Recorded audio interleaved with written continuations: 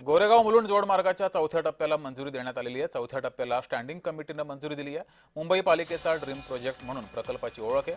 पूर्ण प्रकल्प 2029 पर्यंत पूर्ण करण्याचा निर्धार आहे। मुंबईतील पायाभूत सुविधांसाठी महत्त्वाचा हा प्रकल्प आहे।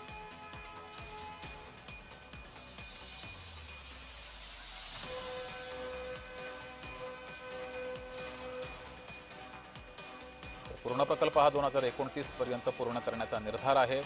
या प्रकल्पाला मंजुरी देण्यात आली आहे। गोरेगाव मुलुंड जोडमार्गाच्या चौथ्या टप्प्याला मंजुरी देण्यात आलेली आहे आणि काम प्रगतीपथावर आहे। चौथ्या टप्प्याला स्टँडिंग कमिटीने मंजुरी दिली आहे आणि लवकरात लवकर हा प्रकल्प पूर्ण केला जाणार आहे। मुंबई पालिकेचा ड्रीम प्रोजेक्ट म्हणून या प्रकल्पाची ओळख आहे। 2029 पर्यंत हा प्रकल्प पूर्ण करण्याचा निर्धार हा करण्यात आला आहे।